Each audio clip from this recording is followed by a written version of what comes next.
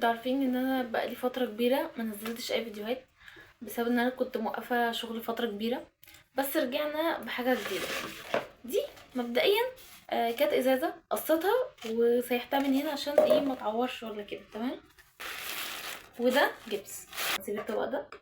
انا كنت في الاول شغاله فيه وبوظته الحمد لله يعني، بس لقيت البديل.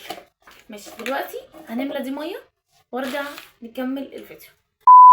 دلوقتي ملينا دي ميه وجبت هنا كوبايه ميه احتياطي جنبي عشان لو الجبس نشف مني بزود له شويه ميه، بس مش على طول يعني، هنشوف هنحضره ازاي. تمام. قبل ما احط الجبس هحط اللون. كل حاجه استعملتها بلاستيك، ما جيتش جنب حاجه المطبخ عشان ماما ما تموتنيش. واللون ده بيطلع عادي عشان كده مش لابسه جلافز ولا اي حاجه في ايدي. انا بحب اللون ده جدا. نبدا بقى نعمل ده كده. دلوقتي دي كانت بتاعت ايس كريم عادي جدا، متجيش قبل تدفع معلش. نبدأ نحط الجبس حبة حبة لحد ما يبقى عندنا هنا كده زي جبل. هتشوفوه، اهم حاجة ان المية ما تبقاش في نفس السوا، او المية ما تبقاش اقل منه، المية لازم تبقى فوقيه بشوية صغيرين قوي. هنشوف دلوقتي. مكوش دعوة باللي انا عملته دلوقتي ده خالص. بس اديكوا شايفين الجبس فين. احنا هنفضل نحط لحد ما يعلى ايه، يبقى قريب من المية.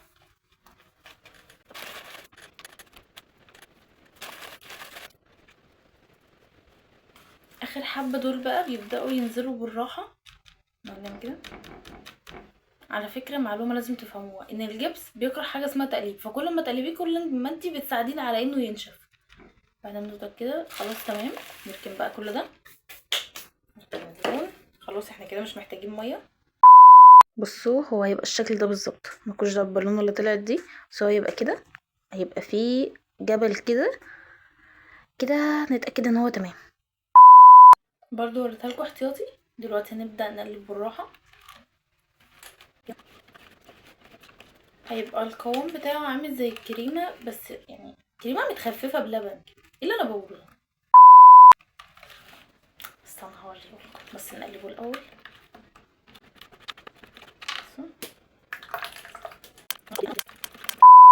بصوا القوام بتاعه هيبقى عامل كده.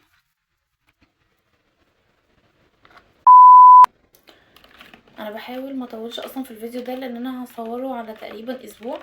هصوره دلوقتي وبعد كده هصبه، هشيله بعد كام ساعة، وبعد كده هسيبه 3-4 ايام ينشف، وبعد ال3-4 ايام هنرجع نعمله بورنيش. فكل ده هيبقى في فيديو واحد، انا مش هعمل لكم كذا جزء. الجزء الجاي هيبقى اللي هو كونكريت اللي شبه الرخام ده، هوريهولكم بنعمله ازاي في الفيديو الجاي. خلاص كده ده جاهز. نجيب القالب بتاعنا ده بتاع المفكر. بسم الله.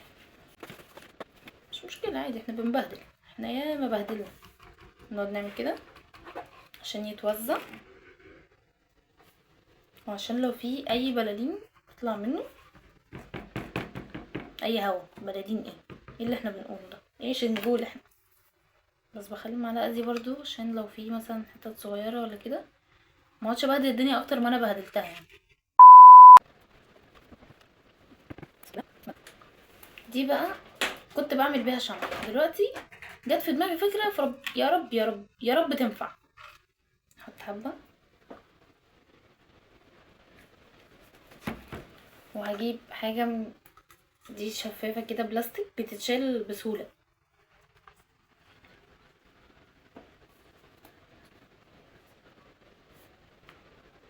ازاي اهي.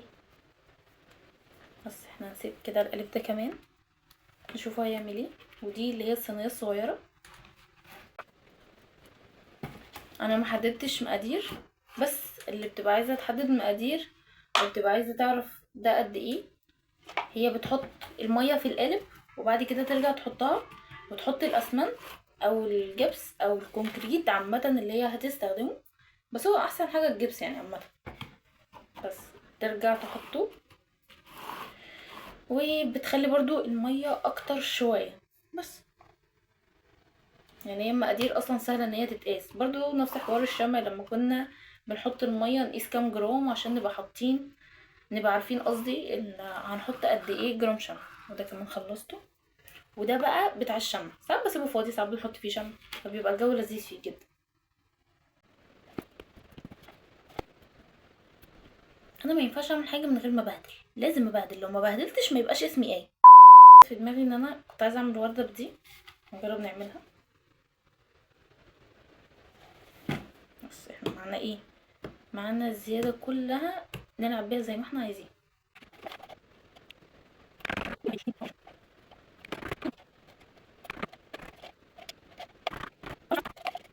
بس وكده عملنا القوالب. اروح اغسل دي بسرعه قبل ما تنشف وارجع لكم.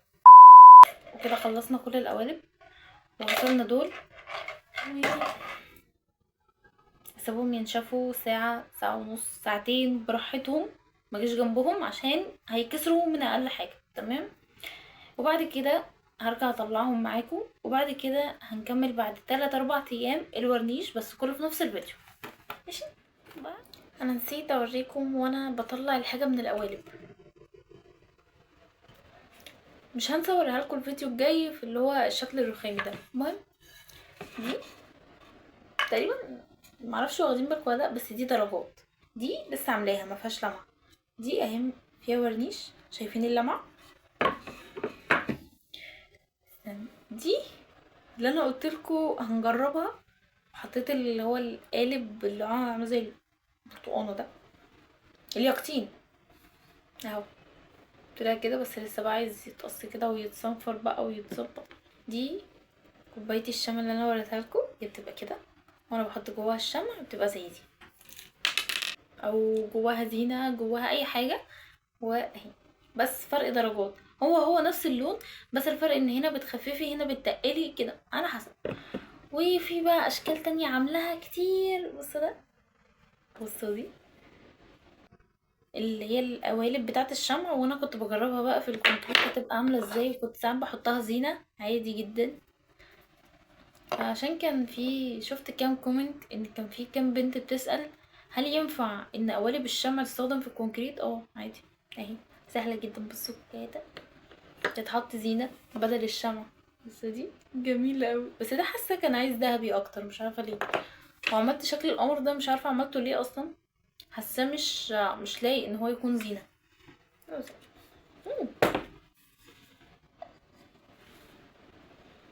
تم التوفيق. بس وهسيبهم بقى ينشفوا براحتهم، مش هاجي جنبهم. في ناس بتعملهم بصنفرة دلوقتي، في ناس مش عارفه ايه. هو بصراحه انا هخش تحت الميه، بشيل بس الزوايد اللي هي الاتربه، او اذا كان تراب، اذا كان لون زياده طالع فيه اي حاجه تحت الميه كده، بشطفهم مش بفوطه بصراحه. عادي كل واحد ليه طريقته. بس وبعد كده بنشفه، بسيبه ينشف على الاخر 3-4 ايام، وبرجع اعملهم بالورنيش. فلما اجي اعملهم بالورنيش هكمل لكم باقي الفيديو. هاي.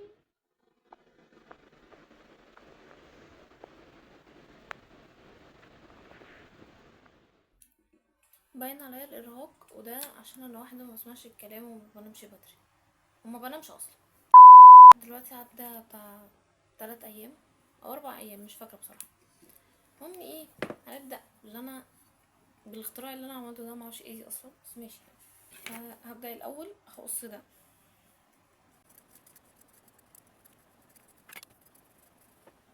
هي قصتها.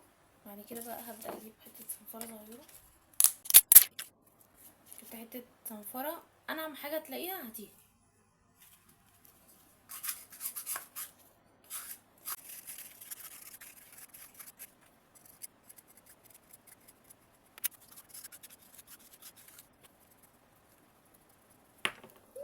بقت جميله خالص.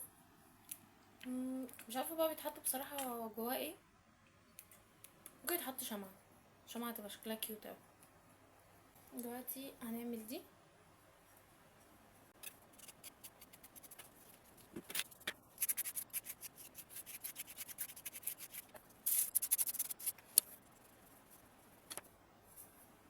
كنت عامله الشكل ده يتحط كزينه كده، ونعمله صنفره عليه.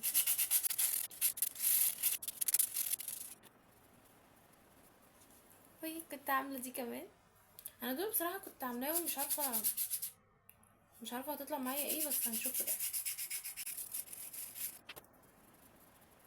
وكنت عامله الثلاث اشكال دول كمان، فهنعملهم.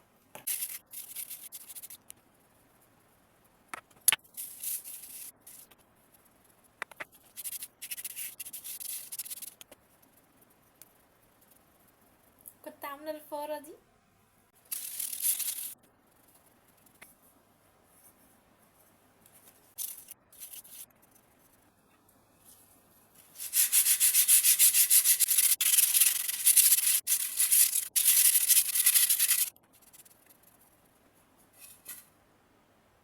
كان هيقع حته وقع دلوقتي.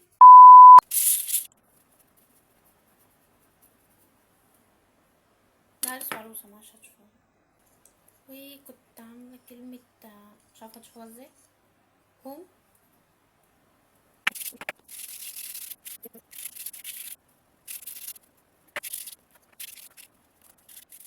ده قله الادب بقى، وده ما ينتج عن الصنفره.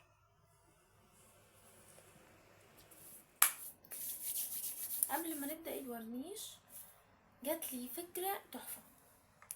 مبدئيا القلب ده بعد ما صنفرناه هعمل هنا فيه كده هنا خرم، بس بميله كده، يا رب ما يتكسر. هو يبقى كده. هنعملها كده برضو.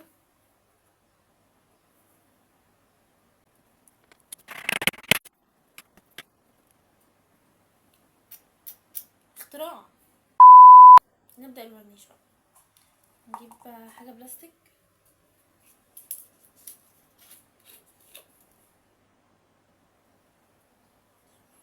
ينزل. احنا هنحط شوية كتير عشان احنا هنورنش حبة كتير، بس كفاية. ايه تاني بقى؟ المفروض نخففهم بحبة مية صغيرين، وورنش بفرش الميك اب. اللي بقى بس نبدأ بايه بقى؟ انا هدهن من اللي فوق الاول، وبعد كده بسيبه ينشف، وبعد كده هرجع ندهن اللي تحت.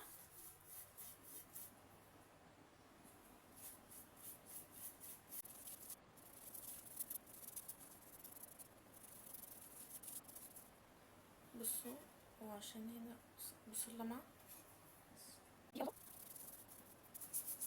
كده. اول طبقة هسيبه ينشف ونرجع له تاني. ندهن دي من جوه.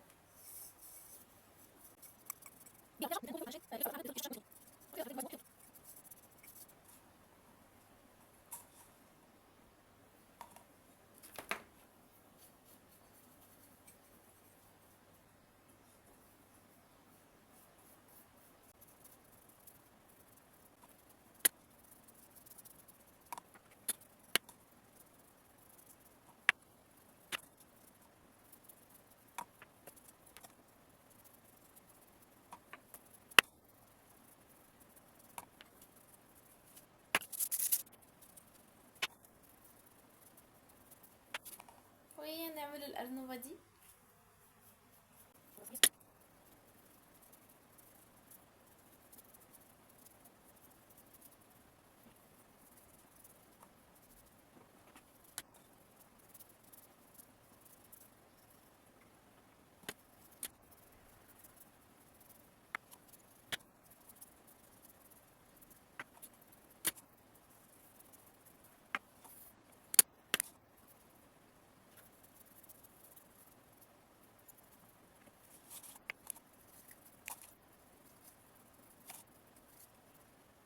وكده الكمية خلصت اصلا، وخلصتهم. لا ايه دي خفت بالظبط كده. هستناهم ينشفوا، يعني بتاع كام ساعة كده ينشفوا براحتهم خالص. وبعد كده هي في ناس عادي بتعملهم ورا بعض، بس انا بحب اعمل احتياطي برضه. كده هستناهم ينشفوا، وبعد كده شوية هرجع اعمل طبقة تانية بس من الظهر. يعني انا كده عملتهم من الوش، عشان الوش بحط عليه طبقتين او اكتر كمان لو عايزة. بس ايه، دلوقتي احنا هنحط طبقتين. احنا دلوقتي هنستناهم ينشفوا، وبعد كده ارجع اعملهم طبقه من الظهر، وبعد كده نرجع نحط طبقه جديده من الوش. فهنروح ونستناهم يتشافوا ونرجع تاني. نصيحه مني، لو اي بنوته هتفكر تعمل المشروع ده لازم تقعدي في مكان فاضي عشان مامتك ما تطردكيش من البيت. دي اللي انا عاملاها. ايه رايكم؟ انتوا فهمتوا الدنيا هتبقى ماشيه ازاي. دي اهي اللي احنا كنا بنجرب فيها، طلعت شكلها كيوت قوي بصراحه. دي لو عايزين تصبوا فيها الشمع هتزودوا الطبقات من جوه عشان بيمص الشمع بطريقه هيخليكوا تصبوا 2 كيلو فيها. يعني دي صغيره هتاخد الشمع كله. غير كده احنا دلوقتي حطينا طبقه اهي من جوه، هنستناها تنشف. نحط من جوه كويس جدا عشان لو هتحطي شمع او احتياطي برضه، حتى لو مش هتحطي اعمليها كويس من جوه. من بره عندنا طبقتين 3 4 5 6 براحتك، كل ما بتزودي كل ما بيكون احسن واللمعه بتاعتها حلوه. بس تخلي بالك ما تكتريش زياده عن اللزوم عشان ما يلزقش. تمام. دي اهي هنعمل طبقه قدام نستناها تنشف، وبعد كده نعمل طبقه اللي ورا نستناها تنشف، وبعد كده نعمل طبقه تاني من قدام. ده اللي انا ماشيه عليه. حلو الكلام. احنا كده كل ده هنستناه ينشف، وبعد كده اعمل طبقه من الظهر واعمل طبقه من قدام. بس انا مش هكمل الفيديو، انتوا كده فهمتوا هتمشوا ازاي عشان الفيديو ما يكونش طويل زياده عن كده. قبل ما اوريكم الحاجه بتتعمل ازاي، او قبل ما نخش في سكه تعليم حاجه او كل ده، انا ببعتها جيفت وبدخلها البراند بتاعي. اي حاجه ببعتها جيفت، انا مش هنزل فيديوهات تاني جيفتات. انا بنزلهم على الشورتس في اليوتيوب او انستا او تيك توك عامه. انا سبت السوشيال ميديا، كان موضوع بقى البلوجر والجفتات وكل ده انا سبته. انا دلوقتي شغاله على البراند بتاعي بس. اوف. بس وكده بقى، لو انت عايزه بقى تعملي بقى اللي هي الزينه والاسترس مثلا والحاجات اللي هي هنا دي كل ده يا اما بيبقى بسوي يا اما بيبقى باللي هي الحاجات البلاستيك، بتبقى بكذا حاجه، فاهمه؟ موضوع الورنيش كمان قرب يخلص اصلا. موضوع الورنيش مش بيتلزق بيه، يعني ممكن تلزقي الحاجه وبعد ما تحطيها تقومي عامله طبقه ورنيش عليها كلها، بحيث ان هي تدي مثلا ان هي قطعه واحده. فاهماني؟ بس واي حد عايز حاجه يسالني في الكومنتات او يخش لي على الواتس تيك توك انستا، عادي برد على كله. وجهزوا نفسكم، خليكم كلكم متابعين التيك توك علشان هعمل مسابقه قريب جدا. بس والفيديو الجاي هيكون الشكل الرخامي دي، انا اوريكم بتطلعوها لون واحد كده ازاي. الشكل الجاي هيبقى الرخامي، ولو لقيت طريقه تانية بتاعه التلوين هبقى انزلها لكم في الفيديوهات الجايه. باي باي.